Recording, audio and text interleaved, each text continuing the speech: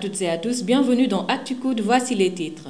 Le campus de Zach a offert un lot de bacs à ordures à la direction du COUD en guise d'appui à l'amélioration du cadre de vie. Nous irons à la découverte du service social des étudiants, cette entité du COUD qui a pour principale mission d'assister les étudiants. Sera également question dans cette édition des étudiants étrangers qui logent au campus social de l'université Cheikh Anta Diop. Mettra un terme à ce journal le portrait de Mborika Fall, cette ancienne basketteuse et pensionnaire de l'équipe féminine du Duc dont elle est aujourd'hui l'entraîneur. Voilà pour les titres, le développement c'est dans un instant.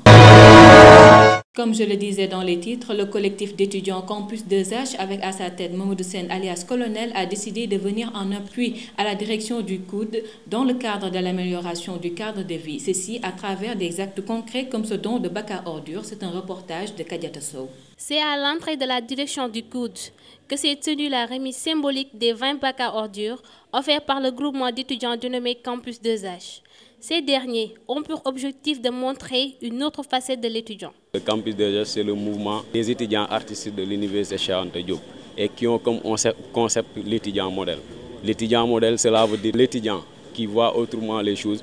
C'est l'étudiant aussi qui est un patriote, c'est l'étudiant aussi qui est prêt à bosser pour faire avancer l'université Cheikh Anta Diop, particulièrement le campus social. C'est la raison pour laquelle on s'est inspiré par rapport à la fameuse phrase de John Fitzgerald Kennedy qui disait que don't ask what your country can do for you, but what you can do for your country.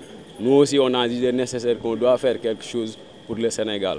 Comme on est à l'université Cheikh Anta Diop aussi, on doit forcément faire quelque chose pour l'université. Raison pour laquelle on a dit que au-delà d'être des étudiants, donc on doit aussi engager pour l'avancement de l'espace. C'est la raison pour laquelle on a dit qu'avec les moyens du bord, on va essayer de voir par exemple quelles contributions que nous pouvons faire par rapport à l'avancement de l'espace. Et on a y pensé à l'environnement. Pour peut-être participer par rapport à la propriété de l'espace, on s'est dit qu'on va essayer de confectionner 20 poubelles pour mettre ça à la disposition du COUD dans le cadre de les encourager par rapport à ce qu'ils sont en train de faire. Parce que gérer plus des milliers et des milliers d'étudiants, c'est quelque chose qui est un peu difficile. Donc il faudra que l'étudiant doit y participer. L'étudiant doit avoir une compréhension par rapport à l'avancement de l'espace. Le PCS de la faculté des lettres et sciences humaines était venu soutenir ses camarades étudiants. Je le dis, il faut le reconnaître, c'est une première depuis que nous sommes à l'université qu'une structure s'organise et puisse mettre quelque chose à l'endroit de la direction. Ça, c'est à reconnaître. Nous sommes de tout cœur avec vous en tant que structure. Je vous dis, nous ne sommes pas des rivales, nous sommes tous des acteurs de cette université qui nous appartient, que ce soit l'administration, que ce soit les étudiants, que ce soit en tout cas les structures qui sont reconnues légalement et légitimement. Donc franchement, nous vous remercions de cet acte et vous demandons aussi de continuer sur cette lancée parce qu'il peut faire avancer l'université. Franchement, l'université ne va pas être faite avancer par les administrateurs parce qu'ils sont là, ils font le travail, ils rentrent. Et nous allons y demeurer en quelque sorte. Ça nous appartient, on doit veiller à sa stabilité, on doit veiller à sa propriété, comme vous l'avez dit, comme vous l'avez pensé.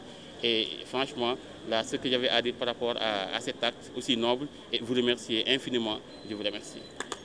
Très touché par le geste de Campus 2H, à l'égard de l'établissement qu'il dirige, le directeur, Dr Cheikh Oumar Anne, les a félicités et a encouragé les autres à suivre le pas. Monsieur le président de Campus 2H, chers invités, ça c'est des moments que nous n'oublierons pas. Moi en tout cas je ne vais pas oublier. Ce sera la première fois qu'un mouvement, une association, un groupe d'étudiants prennent une initiative allant dans le sens d'améliorer son cadre de vie et d'investir des moyens financiers. On a le droit de garder l'espoir parce qu'on constate qu'il y a des gens qui sont là, qui vont faire plus que ce que vous avez eu à faire dans votre vie. Parce que moi aussi j'ai été étudiant, mais je n'ai jamais fait ça quand j'étais étudiant. Pour la prise en charge de notre cadre de vie. Ça, les étudiants ils considèrent que c'est toujours l'affaire de la direction. Et que quand ça manque, on n'a rien à faire, on revendique. Ça, c'est la démarche normale des étudiants, mais trouver une solution et s'organiser pour cela. Prendre votre temps pour réfléchir sur les problèmes qui se posent à nous tous et y trouver des solutions. Je pense que ça fait plaisir à tout directeur du COUD et à tout le personnel du COUD. Donc vous pouvez être sûr pouvez être sûr que nous apprécions à sa juste valeur cette initiative. Je ne suis pas sûr que vous prenez la pleine mesure de l'impact que ça va faire, je ne pense pas. Parce que ça, nous avons le devoir de le divulguer, mais nous avons le devoir aussi de soutenir, de créer les conditions pour que des initiatives de cette sorte puissent se faire. Je ne dis pas être prises, mais se réaliser, et portées par des étudiants. Je suis très fier de vous. Bonne continuation. Campus 2H ou Campus Hip-Hop ne compte pas que des rappeurs. En son sein se regroupent toute personne qui œuvre dans l'art en général. Nous allons à la découverte du service social des étudiants, cette entité du COUD qui fait partie du département de la gestion de la cité universitaire et de la vie estudiantine. Elle a pour mission d'accompagner et de soutenir les étudiants en difficulté. C'est un reportage de Habibatou Fall. Situé au campus social de l'université Cheikh Anta Diop, le service social des étudiants joue un rôle capital dans la prise en charge des étudiants en situation difficile, ceci de diverses manières. Pour le rôle du service social, il faut aller au recueil des textes régissant le fonctionnement du COUD. Normalement, si vous allez à la partie concernant le règlement intérieur du COUD, notamment au titre 5, article 33, il est dit que le rôle principal du service social est de venir en aide aux étudiants qui sont confrontés à des difficultés d'ordre moral, matériel et médical. Cependant, pour bénéficier d'une aide, il y a des critères à remplir. Pour ce qui s'agit de l'aide sociale, il y a deux sortes d'aide sociale. Il y a une aide en nature et une aide en espèces. Pour l'aide en espèces, l'étudiant en question doit être titulaire d'un dossier social constitué d'un ensemble de pièces. Et pour les premières à déposer, il faut que l'étudiant formule une demande manuscrite d'aide sociale adressée à M. le directeur du COUD. À cette demande, il joint la copie légalisée de sa carte d'étudiant. Donc ces deux pièces-là sont à déposer au service social du COUD. Maintenant, c'est au second entretien que l'étudiant sera informé des pièces complémentaires à fournir, comme l'extrait de naissance, le certificat de résidence, le certificat de vie individuelle. Après que l'étudiant ait rassemblé toutes les pièces, il vient maintenant pour un second entretien. C'est ce qu'on appelle l'enquête sociale. Si l'enquête est concluante, donc le dossier est transmis à la direction, mais avant cela, il y a une appréciation du chef de service qui se fait. Donc c'est compte tenu des critères mis en vigueur au service social que l'attribution de l'aide financière se fait. Donc en dehors de l'aide financière aussi, il y a l'aide en nature qui est faite. Donc il s'agit essentiellement de tickets de restaurant. Donc c'est la demande la plus forte. En dehors des tickets de restaurant, il y a ce que l'on appelle les cannes anglaises, communément dites aussi béquilles.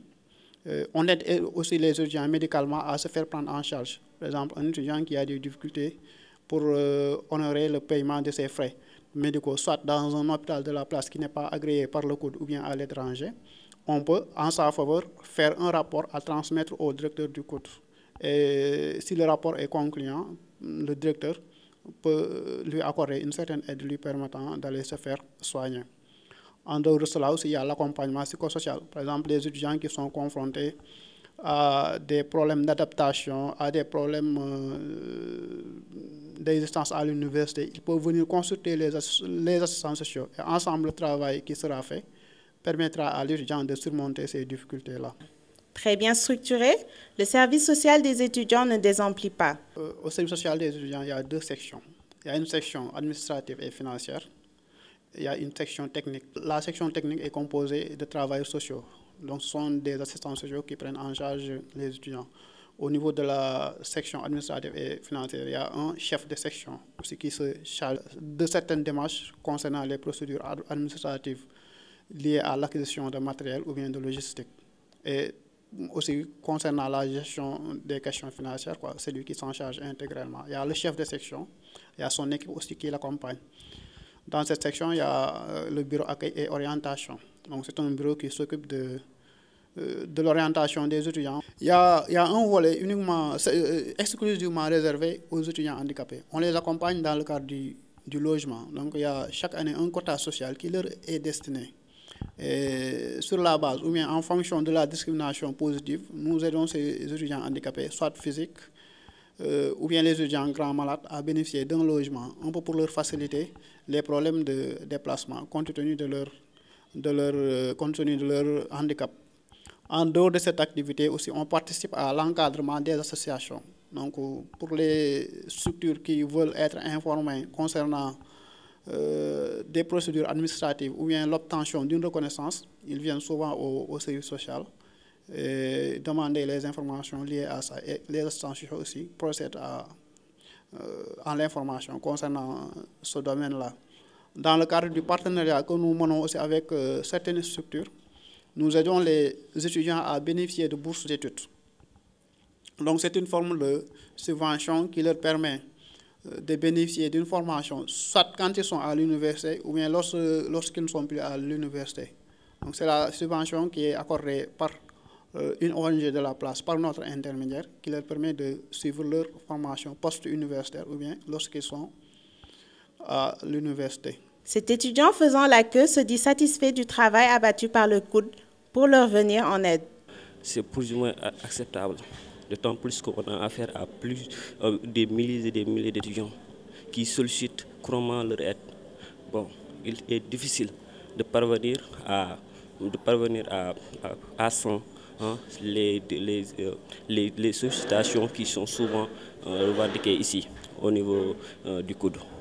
Bon, c'est normal parce que ici on est dans un pays qui n'est pas du tout développé. Alors c'est normal de voir ces situations.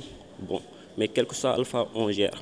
Parce que moi-même, j'ai eu à bénéficier d'un don de tickets, un don de 7 jours de tickets. Bon, déjeuner, dîner, mais aussi repas. Je suis satisfait. Ce démembrement du département de la gestion de la cité universitaire et de la vie estudiantine abat tous les jours un lourd travail et n'a qu'un seul souci, mettre l'étudiant dans les meilleures conditions de vie et d'études. Nous parlons à présent des étudiants étrangers qui sont à l'université Cheikh Anta Diop de Dakar. Comment ils font pour bénéficier des œuvres sociales, c'est-à-dire se loger, se nourrir et se soigner? Les éléments de réponse dans ce reportage signé Hassan Cissé Gueye.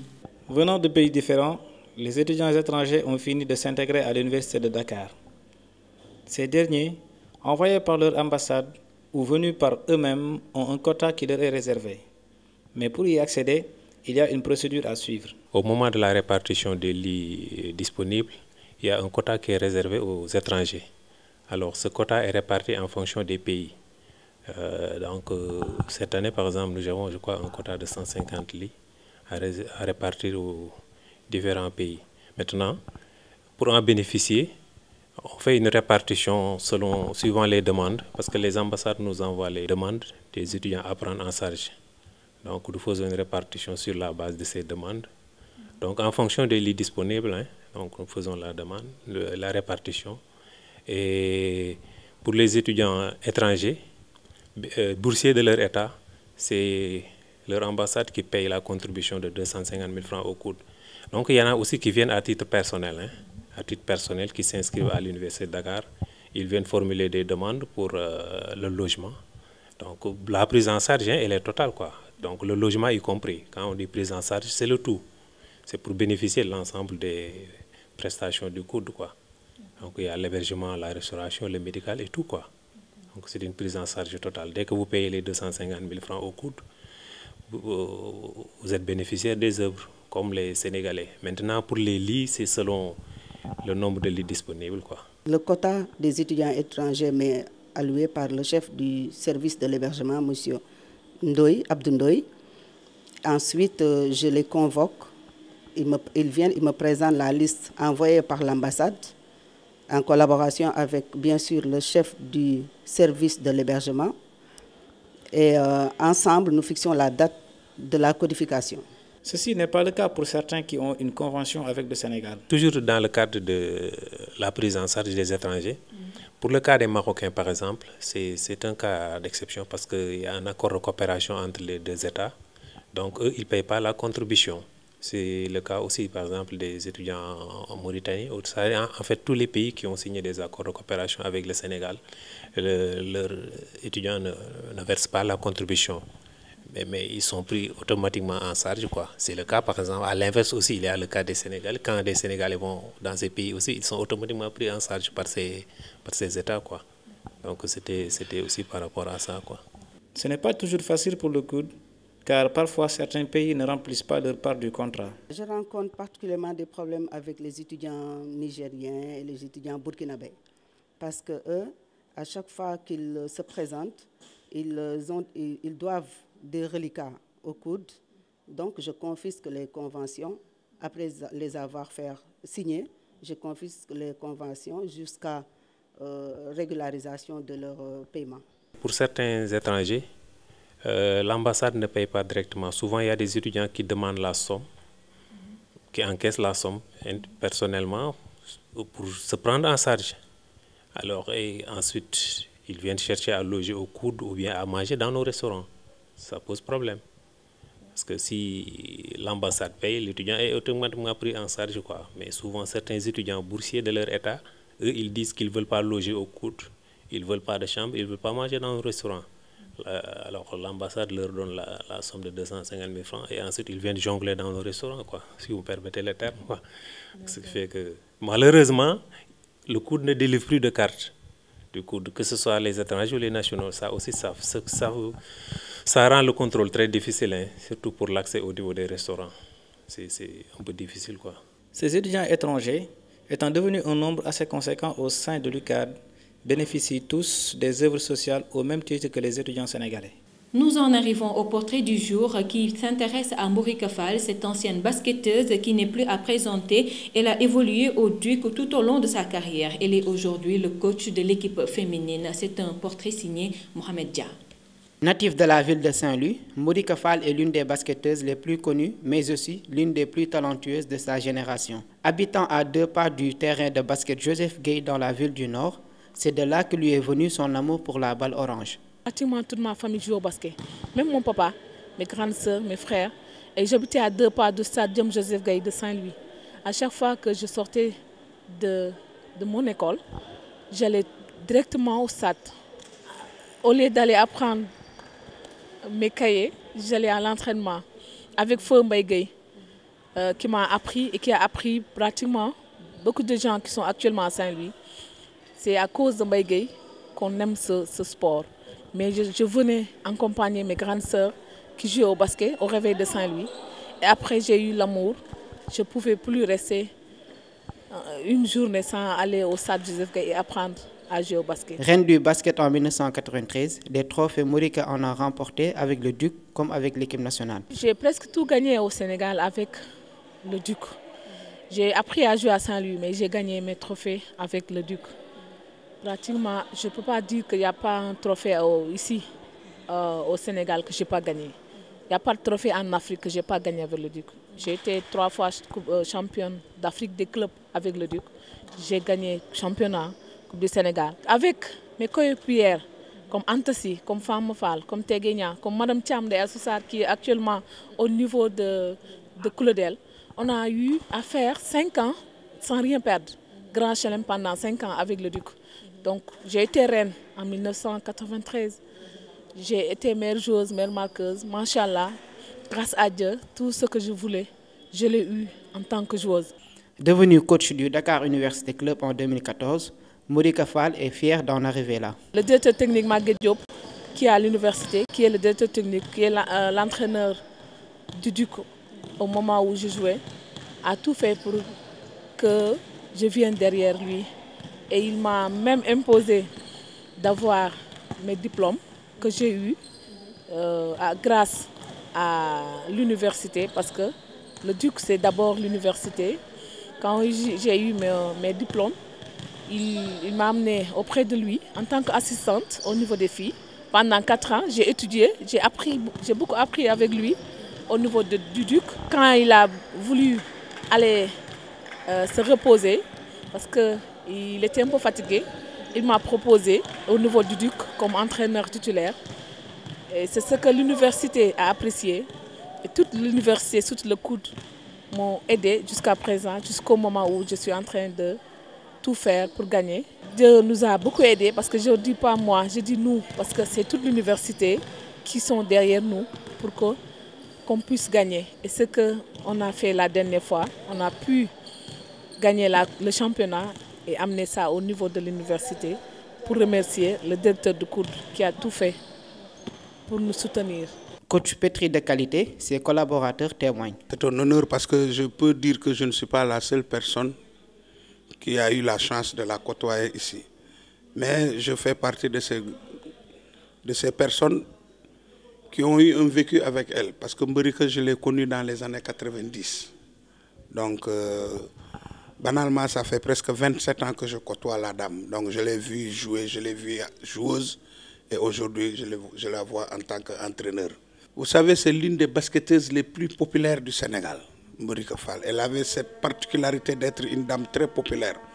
Parce que joviale, toujours souriante.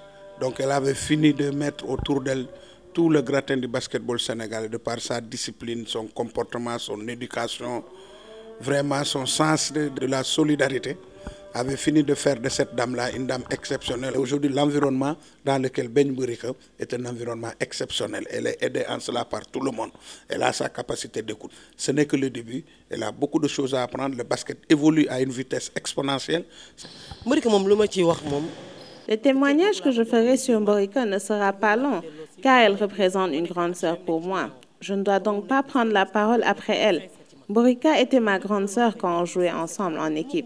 Cela n'a guère changé aujourd'hui que je suis son adjointe.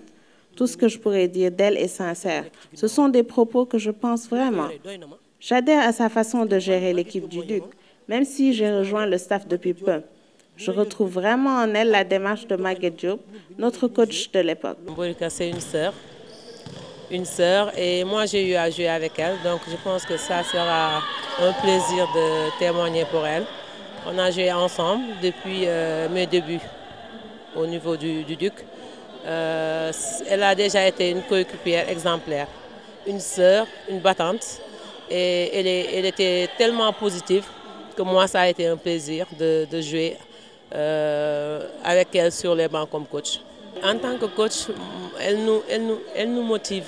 Elle nous motive et à chaque fois quand elle parle, on a envie de vraiment de tout donner, rien que pour la faire plaisir. Parce qu'elle est tellement engagée, elle se donne à fond pendant les entraînements et durant toute la saison, elle nous encourage comme une sœur. Non seulement comme le coach, mais elle nous encourage tout le temps en dehors du terrain, elle nous appelle. Et dans même notre vie privée, elle intervient, elle nous donne des conseils. C'est vraiment une sœur et une maman, je peux dire. Mberika, elle n'est pas seulement notre coach, elle est une sœur, une tante, puisqu'elle est tout le temps là pour nous. Non seulement qu'elle est une coach, elle est très très gentille avec ses filles. Donc je trouve que mon coach est génial. Nous sommes une famille en fait, et elle c'est notre mère. Donc avec elle c'est vraiment facile, puisqu'elle nous aime beaucoup. C'est ça qui compte beaucoup. Quand un coach aime tous ses joueuses, c'est ça qui est bien. Elle nous coach bien. Mberika Fall est également agent du COUD. Elle remercie le directeur Dr Cheikh Oumar Anne pour son soutien sans faille envers elle, mais aussi envers le Duc. Je remercie l'université, surtout monsieur le directeur du COUD Cheikh Oumar Anne. Dès son arrivée, il a pu m'encourager. C'est pour ça qu'il m'a nommée comme assistante. J'ai toujours dit aux gens, il faut croire en Dieu. Je n'ai pas fait beaucoup d'études, mais ce poste que le directeur du COUD m'a donné aujourd'hui, je n'ai jamais pensé que dans ma vie, j'allais être là-bas, comme chef de service adjointe. Et il a osé. C'est parce qu'il croit en nous. Il croit aux femmes, il croit au sport. Et à chaque fois qu'on prépare nos matchs, notre président vient nous dire que le directeur a tout fait. Il a mis les moyens. Et pour jouer au sport, il faut avoir les moyens. Je le remercie. Et toute l'université le remercie. Surtout mes filles. Les primes sont là. Pendant les regroupements, il fait tout pour nous mettre à l'aise. Olof Ndiaye nee na nag ku def lu baax boo ko waree wax fa nga ko war a waxee da nga koy wax parce que si aujourd'hui on est là et on gagne c'est parce qu'on a les moyens. Si les moyens sont là, c'est parce que le directeur du COUD fait tout pour sortir les moyens à temps, pour nous faire plaisir, pour nous encourager. Je le remercie. Je remercie aussi tous les agents du COUD. Ce sont nos collègues, nos frères, nos sœurs. Ils sont toujours avec nous. Chaque match, ils nous envoient des SMS, ils nous appellent, ils nous encouragent. Ils viennent au stade, on les voit derrière nous. ndax olof Ndiaye nee na liir bu feccee yaay jaatee sa mbagg ya ñun kase mënuñu dem sans l'université. C'est avec l'université, avec les supporters, avec les dirigeants, comme Zalé, comme tant d'autres, comme M. Khalifa Diagne, qui chaque jour, il fait tout pour nous encourager. Ils assistent à nos entraînements tous les jours. Il y a d'autres personnes, je ne veux pas citer beaucoup de gens, mais aussi derrière Khalifa, derrière Zalé, derrière d'autres personnes qui sont à l'université. Tout le duc, toutes mes filles qui sont derrière moi en train de s'entraîner, vous remercie. Surtout le directeur de COUD et mon patron, M. Lamine Diakhaté et Khalifa, qui me laissent pratiquement chaque jour descendre à 12 h pour pouvoir venir à l'entraînement, pour pouvoir me reposer avant de venir à l'entraînement. Quand j'ai match, ils m'appellent pour me demander de me reposer, de préparer mon match. Je les remercie parce que si aujourd'hui Mborika est là, c'est parce qu'il y a beaucoup de personnes derrière. C'est l'université, les étudiants, les dirigeants, les agents du COUD, les étudiants, même les élèves maintenant, pensent à avoir leur bac pour venir supporter le Duc. Il y en a qui m'appellent pour me dire ça. Je remercie tout le monde. Coacher l'équipe la plus titrée du Sénégal n'est pas une mince affaire. Cependant, Mborika Fall, très ambitieuse et dynamique, compte bien amener le Duc à la prochaine Coupe d'Afrique des clubs. C'est sur ce portrait que se referme ce journal. Merci de l'avoir suivi. Rendez-vous très prochainement. D'ici là, restez connectés sur www.coud.sn et suivez-nous sur les réseaux sociaux. La satisfaction de l'étudiant, notre cœur de métier. Au revoir.